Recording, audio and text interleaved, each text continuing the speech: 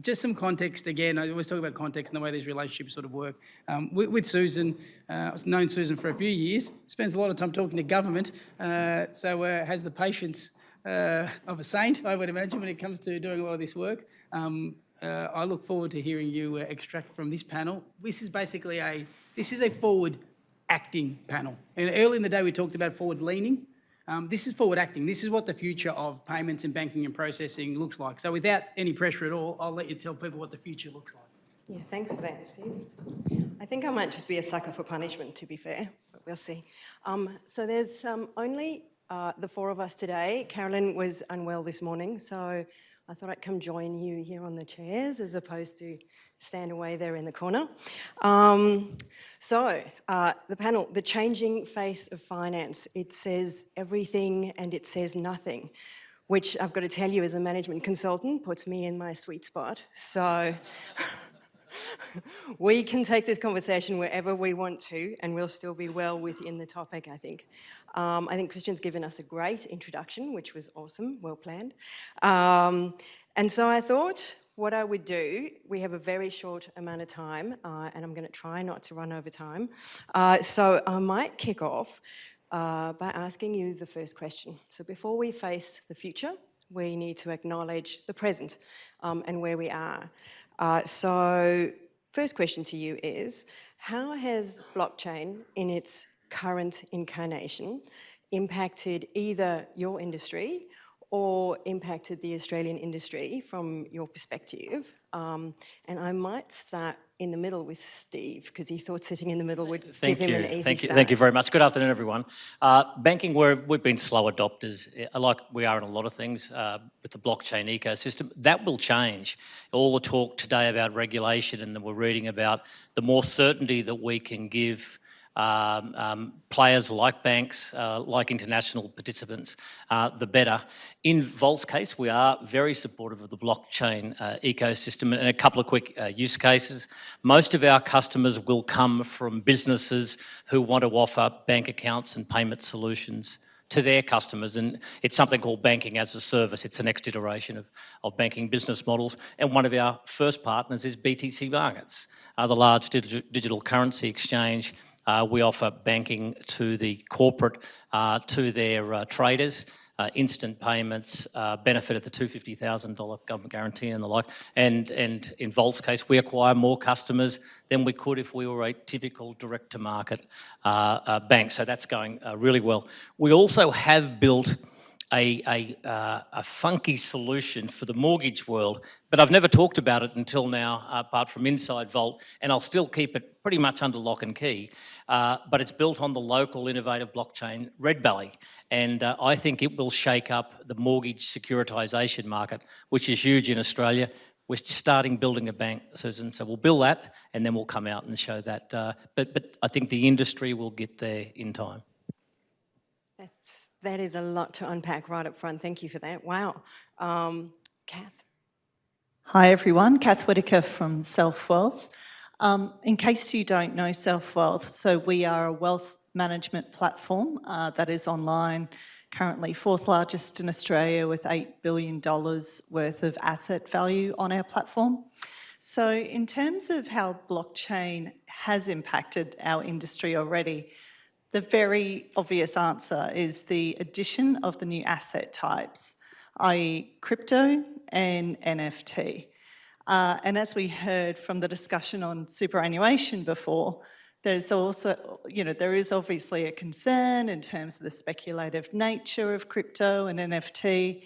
So it really, for us, it's a case of, not only providing access to that asset type, but making sure as people manage their portfolios, they get the right mix right in terms of, the speculative nature versus those other asset types which are a little bit more stable. I think given we're at the ASX, the other obvious answer is, of course, DLT. We are an industry that's plagued from an equities point of view of numerous inefficiencies, costs, which are exceptionally high when you compare globally. So from my perspective, I've I've been involved in blockchain in a very practical way since 2018. I can't wait. I can't wait for DLT to be here so that we can properly start to implement blockchain technologies across the equities landscape. I like that. You should have spoken this morning while the politicians were in and amongst us. Christian, you've already given us a wealth. Is there anything you wanted to add on current state? Absolutely. So, for us, so to be clear, Monoova is not actually on the blockchain ourselves, so we don't want to pretend to be something we're not, but we are obviously servicing industries that are, and the ability to do that certainly has been a real changer for us. What I think is the coolest aspect of servicing digital currency companies, but it's slightly broader than that, but largely, is the talent, the skill, and the speed with which our clients in that industry move. So we are not set out specifically to service digital currency exchanges. But if I talk to someone who, by the time they wake up, are annoyed because they haven't automated their breakfast, I don't need to educate them on why one should possibly consider automating instead of having 15 people doing computers work. That's already done. And so you talk to an industry where forward-lookingness is not just a matter of something you do when you're done looking at the past. You don't even know there is a past because there isn't one. And that has been phenomenal. It's also an industry where, not because only the sense of urgency, but because I think, again, of the skills in the industry, they really know what they want. And so we will get comments on our API endpoint saying there's a semicolon here, it should be colon. And they'll be really upset with us for a little while. And we fix it, and immediately say, actually, we had the same thing ourselves 3 weeks ago. So it's very different to working with slightly more conventional partners, where not only do we need to educate why you should maybe consider automation, but also we show them an API endpoint, and we know that it's going to one-party exchange, and here it's double ways. It very much resonates with a lot of what Caitlin Long was saying earlier on today, right? I think, I don't know about everybody else, but I have really enjoyed the conversations today. Most of them would be the last question that was asked, which was, what is the future of and what does the future of look like? So I'm very glad that we get to spend the rest of this conversation talking about the future of. We heard from Sam Bankman-Fried, the CEO of FTX this morning, first of all, how he felt like crypto was providing access to the financial economy to everyone or anybody that needed access, and there was no longer all these layers and these barriers. But he also, from my perspective anyway, made a very exciting pronouncement that he could see the next social media platform being built on blockchain. And I think that's pretty exciting, and if you think about what they could actually achieve, and you've spoken, Christian, about the ownership of data, and so what that would mean for the ownership of data is quite phenomenal. So my question to you now is, and Cath, I might start with you first off. You have been, as you said, involved with blockchain for quite some time.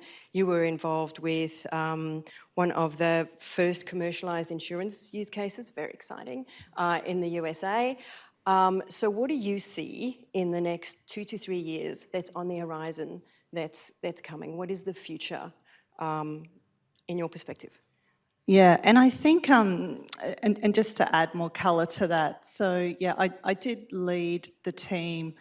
What we did is we utilised blockchain to show evidence of insurance across the United States. So, taking out literally millions and millions of pieces of paper that truck drivers had to carry around with them to show their insurance, and instead we put it on the blockchain and gave them a nice little app, and bang, there you go, there's my proof. And I think it's really important to think about the use case. I know Paul mentioned this, and Steve just mentioned this before. That project used blockchain technology to get rid of uncertainty and to get rid of risk. And I think for me, that's almost at a paradox with how crypto is perceived, which is risky and uncertain. So for me, I think for the two worlds to come together, the future that I see more and more use cases where blockchain can eliminate that uncertainty from a wealth management point of view. And bearing in mind that, you know, wealth covers a variety of asset types. It's not just equities, it's property, it's cash. How do you prove ownership? You know, mortgages as well. How do you prove the ownership of a house through deeds, and that is where if we truly link up using Web3 as the analogy, if you join up all those dots together using blockchain, you will have that single source of assets and holdings. Thank you. That's genuinely very insightful. You left me with some stuff I need to be thinking through. I might move to you, Steve. I'm glad that you mentioned the mortgage because I wasn't sure if it was public knowledge or if we could talk about it. But I mean, you guys, we're not talking about it. Okay, so you've played with blockchain in that space. You've had a look at what that means for Vault. What do you see coming? Where's that next step coming? Look, I think the industry, business in general, businesses in Australia, businesses overseas, know that there is going to be many use cases in blockchain. We might not know what they are today. Yeah. The train has left the station. It's picking up momentum. It's not slowing down. One thing that will help a proliferation of use cases that we're not seeing come to light at the moment is certainty, it's regulation. So for bigger parties, if I know the rules of the game, I'm more likely to invest and look at it. And just a couple of little use cases from a banking perspective. We are constantly worried about financial crime and the cyber hackers and all that sort of stuff. Blockchain has the real potential to help with things like digital identification of individuals and companies, and not to maybe eradicate financial crime altogether, but certainly to reduce it materially. So regulation, more people using, are there some really killer use cases out there that can benefit society as a whole? I like that. It makes me think of something, and I don't want to sideline the topic, but around, you know, all these people that are now displaced in the Ukraine, and how could that actually support in a system with regard to ownership and being able to identify who they are and what actually does belong to them. But I will move swiftly to you, Christian. You have been, as you said, involved with blockchain and supporting others in blockchain since 2017. You're a named sponsor, so I'm expecting great things from you. What is the future of blockchain? I'm happy you asked. So I think the single largest change is going to be one where we're not assuming it's not blockchain and then have to explain when it is. So everything we do here on this stage right now, all across today, whether it was regulation, use cases, stuff on the screen, it was always somehow either justifying, explaining, or at least pointing out this is now blockchain. To me, it's like pointing out that we're going to go not by horse today, we're going to go by car. And you keep doing that. And you probably did that until the 20s, and at some point you stopped because that was assumed. And now it's really cool when it isn't a car. And so everything we're doing here is sort of that. And there is an advantage to it. I mean, familiarization is one. Second one is that you actually push the envelope on lots of this, stuff from financial crime and so on is really pushed. Stuff that we would never expect to be in control with cash. We're expecting to be controlled here. I was talking to someone the other day who is trying to win various government tenders on e-scooters around the world. And they say that what they need to do in order to get a scooter tender, I think it was in Brazil somewhere, is make sure that the second a scooter is on a pavement, it is disabled, because that's a risk to pedestrians. So they map those cities so closely that as soon as you lift the scooter from the road onto the pavement, it stops working. That same thing, obviously, is not something we're expecting of a car. We're expecting of a scooter because it's a new thing. You have to justify the security and everything else. That same thing is happening here. And it's cool because by the time we get to the side where we're no longer talking about blockchain because it's assumed, we're no longer driving into pedestrians on the pavements. That's already been taken care of. So for Monoova, what I'm sure will happen is that the very type of business we're doing now, where we can say, look, we were there early on and we supported people moving from fiat to crypto, that's going to be a change that's not so interesting because who is ever in fiat? So it would be this collector's coins that just like at some point you had to ask, do you take cards? Now it's like, oh, do you take cash?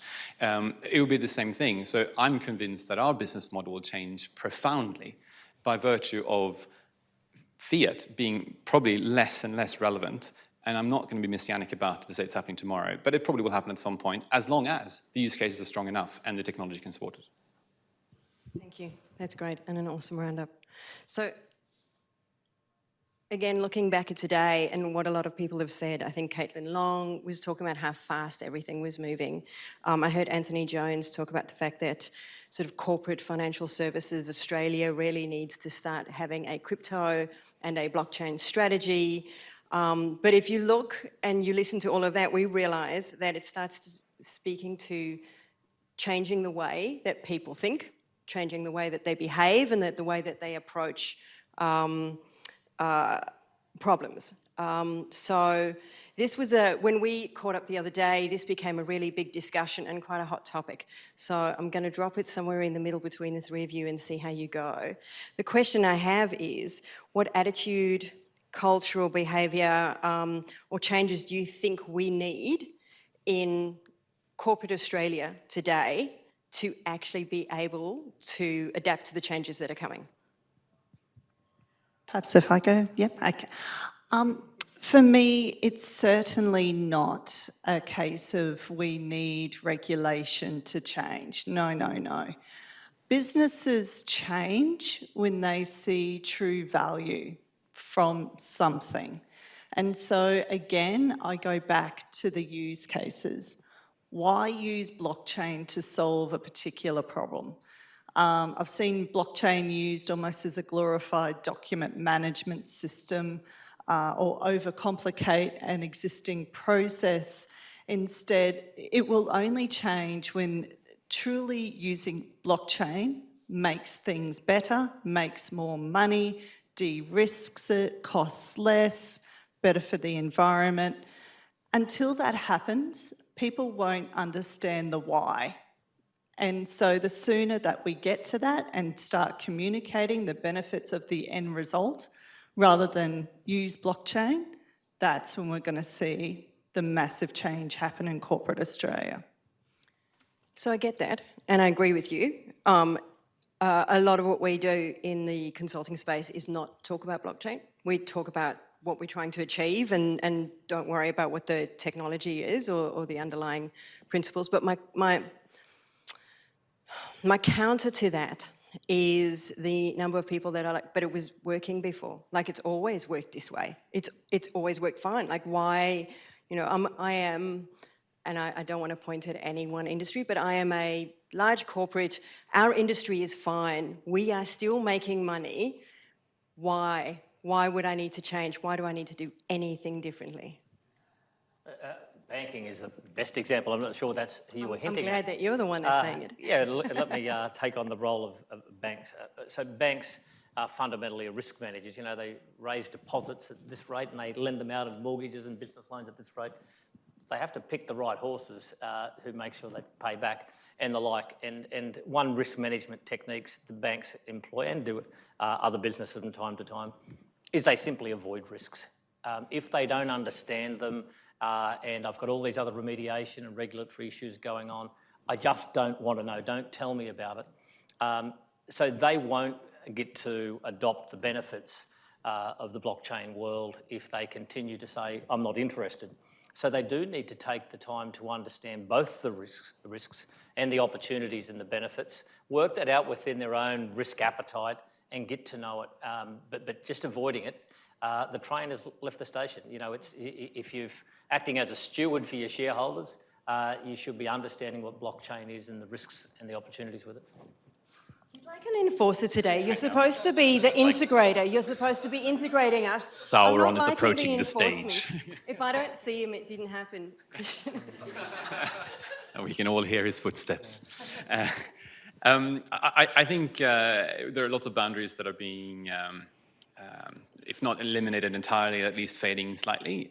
We've talked about the boundaries between what's domestic and what's abroad, which I think is atypically strong in Australia because of geographic reasons, but it's probably, hopefully, shifting here too. Another one, I think, is between the personal and the corporate or the professional. Possibly working from home helps that.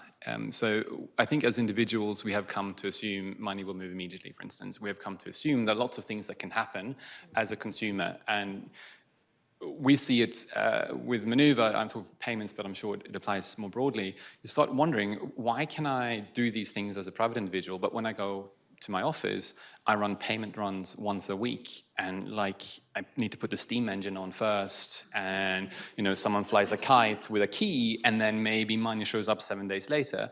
When I know that at the same second I can pay a friend for the drink yesterday. I think as long as we remember that we are first and foremost humans who like things to happen, and that companies are nothing but a collection of humans and a few contracts, why don't you want the same thing for that collection of humans and contracts? So I think that's changing quite rapidly, actually, and you start realizing that people are wondering, why can we not do this, as opposed to why should I look into it? I love that. What a wonderful way to be able to end this. So I know I shouted at you, but thank you. Thank you very much for having us here. Thank you also for the amazing content today. If I don't get another chance to say it, it's been a fantastic day so far, and looking forward to the rest of the week. Thank you for coming and being open and honest with your opinions and your thoughts. And please give them a round of applause.